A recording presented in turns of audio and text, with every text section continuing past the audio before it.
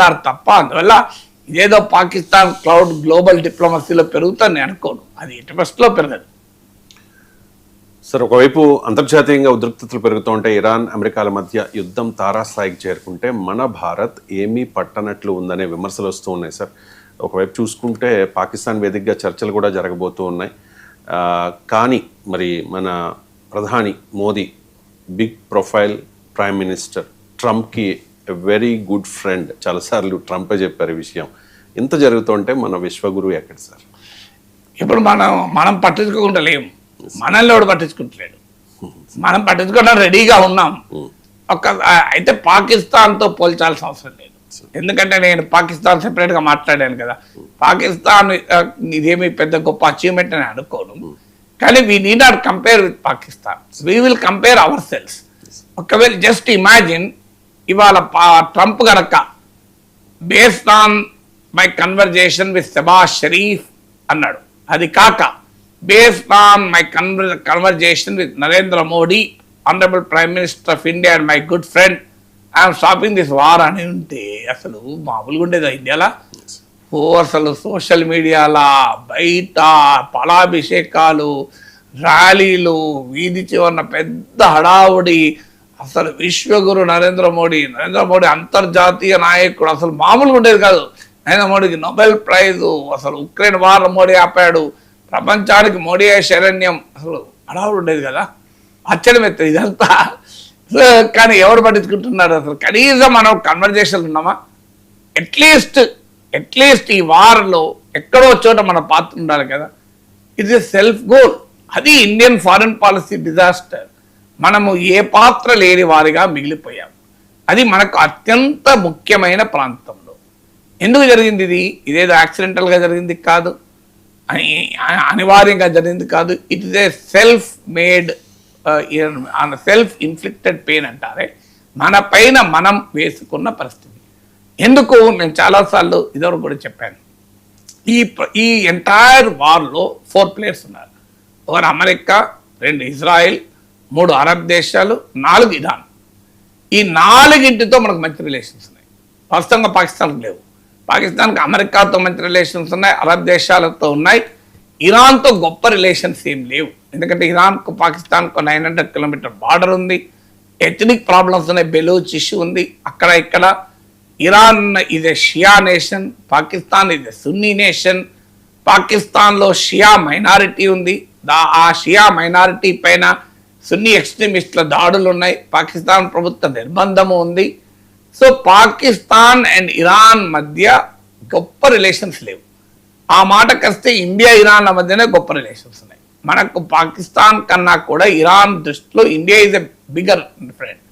ఇక ఇజ్రాయెల్ అయితే అసలు పాకిస్తాన్ను దగ్గర కూడా అనేది, దగ్గర కూడా వాళ్ళు 1 కిలోమీటర్ దూరం ఉంచుతారు నెతన్యాహు. అదే మన ఇండియాకు ఇజ్రాయెల్ ఇది వెరీ క్లోజ్ ఫ్రెండ్. మరి మనకు ఇంత అడ్వాంటేజ్ ఉండగా మరి ఎందుకు మనము చేయలేకపోయాము? పాకిస్తాన్ వాడు ఎందుకు చేయగలిగాడు? కారణం ఏంటి అంటే మనకు 4 ప్లేయర్స్ ఉన్నప్పుడు మనం ఏం చేయాలి? నలుగురి మధ్య ఒక పెద్ద మనిషిగా ఉండాలి, జడ్జిగా ఉండాలి. సో జడ్జిగా ఉండగా జడ్జి సీట్లకి వెళ్ళి లాయర్ సీటుకు తెచ్చుకున్నాడట. కోర్టులో ఒక కేసు నడుస్తుంటుంది. ఒక కేసులో ముగ్గురు పిటిషనర్లు ఉంటారు, ఓ డిఫెండెంట్ ఉంటారు, 4 లాయర్లు ఉంటారు. జడ్జు ఈ 4 లాయర్ల వాదనని జడ్జిమెంట్ ఇచ్చి అందరినీ లాయర్ ఎక్కువ మాట్లాడుతూ ఆపవయా అని చెప్పాలి. ఇప్పుడు ఏమైంది? మనం ఆ జడ్జి సీట్లకి వెళ్ళేసి వచ్చి నేను ఒక తరఫున లాయర్ ఉంటాను, జడ్జి ఉందా అని మన మోడీ గారు వెళ్ళి ఇజ్రాయెల్ తరఫున లాయర్ అయ్యాడు. ఇది మన గౌరవాన్ని అమెరికా దృష్టిలో తగ్గించింది, ఇజ్రాయెల్ దృష్టిలో తగ్గించింది, ఇరాన్ దృష్టిలో తగ్గించింది, అరబ్ దేశాల దృష్టిలో తగ్గించింది. ఇంత ఘోరమైన తప్పు ఎందుకు చేయాలి మనం? సో ఈలోగా మనం సాధించింది ఏమైనా ఉందా కొత్తగా? అదనంగా ఏం సాధించారు చెప్పండి? అంటే వార్కు ముందు February 28 వార్ జరిగింది. Who is the foreign leader who visited latest before the war to Israel? It is Narendra Modi. So Modi వెళ్ళి అసలు నెతన్యాహును తలకెత్తుకొని హృదయానికి కత్తుకొని Israel is my father land అని చెప్పి అసలు ఎన్ని రకాలుగా మీకు ఇజ్రాయిల్ని పొగిడాడు. సో ఇది అవసరమా ఈ టైంలో? ఎస్ ఈ రిలేషన్స్ విత్ ఇజ్రాయిల్, దాంట్లో ఏం డిస్ప్యూట్ లేదు. ఇంతగా మనము చేయకపోయినా ఇజ్రాయిల్తో రిలేషన్స్ ఉండేవి కదా. ఇరాన్తో రిలేషన్ పోగొట్టుకున్నాం కదా. అయినా కూడా ఇరాన్ మన పట్ల కాస్త వాళ్ళకున్న పరిస్థితే కావచ్చు, ఇరాన్ భారత ప్రజల పట్ల గౌరవం ఉండొచ్చు, భారత ప్రభుత్వ వైఖరి వాళ్ళకి మింగుడు పడకపోయినా వాళ్ళు మన ఆయిల్ నిల్వ చేశారు, మన ఎల్పిజిని నిల్వ చేశారు. కానీ మన మీడియేషన్ ఏమని అడిగారా? ఇరాన్ ఎందుకు అడగలే, ఇజ్రాయెల్ ఎందుకు అడగలే, అమెరికా ఎందుకు అడగలే? అంటే ఏ స్థాయిలో మనము ఈ విశ్వగురుగా ఉండాల్సింది. ఎందుకంటే ప్రపంచంలో అత్యధిక దేశాలు తిరిగితే విశ్వగురు కాము, విశ్వ పర్యాటకులమవుతాం. మనం విశ్వ మన్మోహన్ సింగ్ అన్నాడు, ప్రైమ్ మినిస్టర్ ఫారెన్ విజిట్ మీద పిలిగ్రిమేజ్ ఎట్ గవర్నమెంట్ ఎక్స్పెన్సెస్ అన్నాడు. సో విశ్వ పర్యాటకుడు అయ్యాడు నరేంద్ర మోడీ, విశ్వగురు కాదే. విశ్వ పర్యాటకుడు అయిన మాట నిజం. అత్యధిక దేశాలు పర్యటించారు మన మోడీ గారు. ఇది అందువల్ల విశ్వ పర్యాటకునికి విశ్వగురువుకు మధ్య ఉన్న తేడా మనం గమనించాలి. రెండవది ఏంటి అంటే ఒక పర్సనలైజ్ డిప్లొమసీ పనిచేయదు. అంటే వ్యక్తిగతమైన స్నేహం చేస్తే మనం చెప్పినట్టు వింటారంటే జరగదు. వ్యూహాత్మకమైన అవసరాలను బట్టి దేశాలు వివరిస్తాయి తప్ప మన మోడీకి ట్రంప్కు ఫ్రెండ్షిప్ ఉండొచ్చు. I'm sure Trump respects Modi, కానీ అది క్రైటీరియాగా ఉండదు. క్రైటీరియాగా ఉండటానికి వ్యక్తుల మధ్య ఉండే సంబంధాలు దేశాల మధ్య సంబంధాలు కావు. కానీ నరేంద్ర మోడీ మొదటి నుంచి కూడా పర్సనలైజ్డ్ డిప్లొమసీ మొదలుపెట్టాడు. అది రెండవ మిస్టేక్. మూడో మిస్టేక్ ఏంటంటే డొమెస్టిక్ పాలిటిక్స్ను ఫారెన్ పాలసీని డీలింక్ చేయాలి. కానీ మోడీ హయాంలో ఇది పూర్తిగా లింక్ చేశారు. అంటే ఇజ్రాయెల్తో ఎందుకు ఆ రకమైన హడావుడి చేశారు మనకు తెలియదు. ఆ ప్రైమ్ మినిస్టర్ మోడీకి తెలిసే చేశారు. ఎందుకు చేశారంటే దేశంలో యాంటీ ముస్లిం పొలిటికల్ రెటోరిక్ అది అవసరం కనుక చేశారు.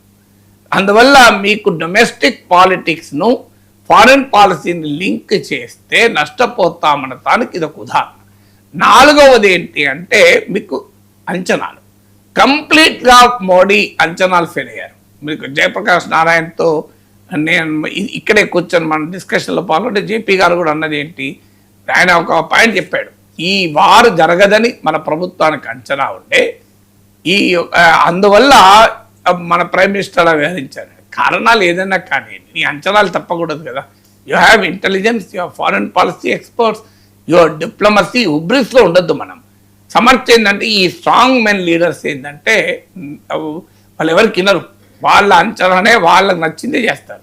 సో ఈ స్ట్రాంగ్ మెన్ లీడర్లు వల్ల వచ్చినప్పుడు ఎంతమంది ఆఖరికి రైట్ వింగ్ థింకర్స్ మోడీని అభిమానించే ఫారిన్ సెక్రటరీగా పనిచేసే కన్వల్ సిబ్బల్ లాంటి వాళ్ళు, భ్రమా చలానీ లాంటి right wing expert, Nirupama Rao, ఇలా అందరూ కూడా ఈ తప్పు మోడీ చేస్తున్నది అని చెప్పినా కూడా వినలే, ఎక్కడా వినలే. ఎందుకు? వారు అంచనాలు, మన వాళ్ళ అంచనాలు ఎట్లున్నాయంటే అసలు వారు జరగదని అంచనా ఉన్నాయి. రెండు జరిగినా ఇరాన్లో ప్రభుత్వం ఉండదు అనుకున్నారు. అందుకే మీరు ఖమేనీ చనిపోతే కూడా శ్రద్ధాంజలి కూడా కట్టించలేదు. మినిమం కట్టసి. భారతీయ సంస్కృతి, హిందూ సంస్కృతి ఏంటంటే శత్రువు కూడా చనిపోతే వెళ్ళి పొలదనేస్తారు. రాజశేఖర రెడ్డి విమాన ప్రమాదంలో మరణిస్తే బద్ధశత్రుడు చంద్రబాబు నాయుడు శ్రద్ధాంజలి ఘటించలేదా వెళ్ళి? మీకు తెలుగుదేశం పార్టీ నాయకులు ఎక్కడికక్కడ కాంగ్రెస్ పార్టీ కార్యాలయాలకు వెళ్ళి రాజశేఖర రెడ్డి చిత్రపటం మీద పుష్పగుచ్చాలు ఉంచలేదు. మీరు అడగని తెలుసుకోండి. ఎక్కడైనా మండల స్థాయిలో, నగర స్థాయిలో, మున్సిపల్ స్థాయిలో అంతటా తెలుగుదేశం స్థానిక నాయకులు కూడా వెళ్ళి కాంగ్రెస్ పార్టీ ఆఫీస్కి వెళ్ళి రాజశేఖర రెడ్డి చిత్రపటం ముందు పుష్పగుచ్చాలు నుంచి వచ్చారు. చంద్రబాబు నాయుడు కూడా పుష్పగుచ్చాలు నుంచి వచ్చారు. రాలేదా? ఎందుకంటే that is the basic thing కదా, బేసిక్ కట్టసి కదా. సో మీకు సీతారాం యేచూరి జీవితాంతం బీజేపీని సైద్ధాంతికంగా అత్యంత సమర్థవంతంగా ఎదుర్కొన్న నా కమ్యూనిస్ట్ నేత. ఎందుకని ఇది హిందూ రాష్ట్ర అని చెప్పి ఏకంగా బీజేపీ పైన ఐడియాలజికల్ అటాక్ చేసిన పుస్తకాలు రాసిన వ్యక్తి. ఆయన చనిపోతే జేపీ నడ్డా సీతారాం యేచూరికి శ్రద్ధాంజలి ఘటిస్తూ ఈశ్వరుడే నమ్మని కమ్యూనిస్టు నాయకుడికి శ్రద్ధాంజలిలో ఈశ్వరుని దివ్య చరణాల ముందు, ఈశ్వరుని దివ్య చరణాల వద్ద సీతారాం యేచూరికి శాశ్వత స్థానం ఉంటుంది అన్నాడు.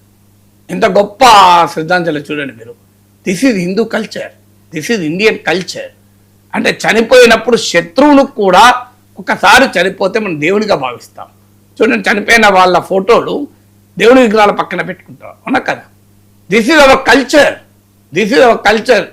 అలాంటి కల్చర్ మీరు మా అక్కడి నుంచి కమేని చనిపోయాడు, దుర్మార్గుడే కావచ్చు నీ దృష్టిలో, మత గురువే కావచ్చు, కానీ ఒక దేశాధినేత కదా. ప్రోటోకాల్.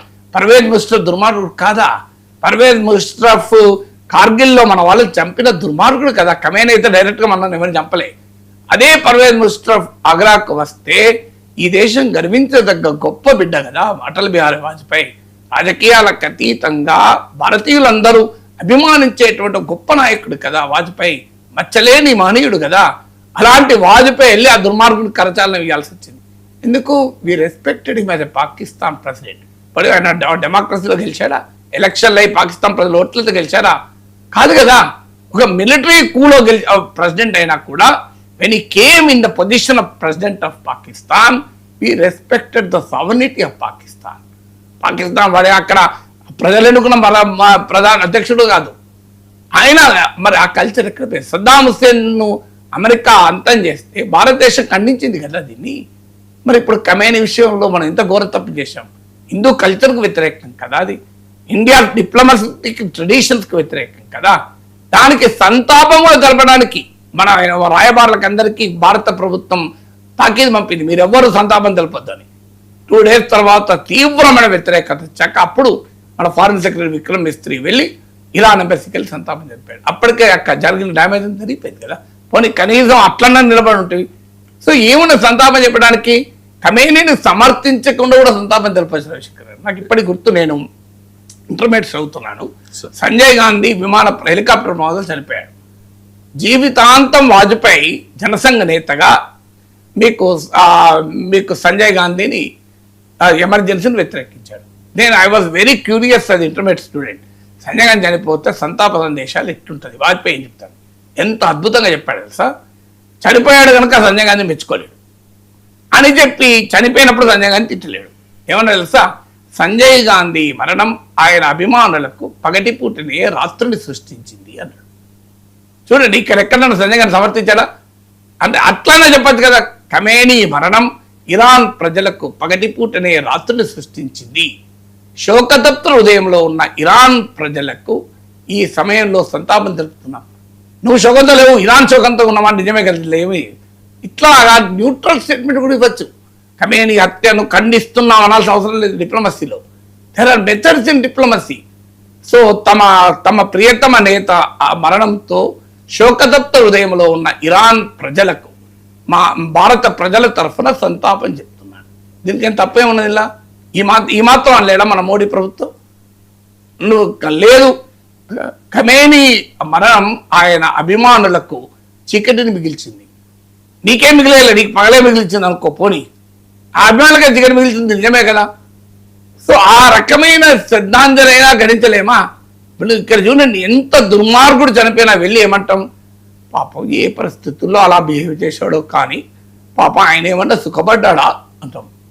ఒక రౌడీ చనిపోతే వెళ్ళి శ్రద్ధాంజలి ఘటించి పాపం జీవితం అంతా రౌడీజం చేశాడు కరెక్టే, కానీ ఏం సుఖపడ్డాడు పాపం, రోజు టెన్షన్లో బతికాడు కదా అంటాం.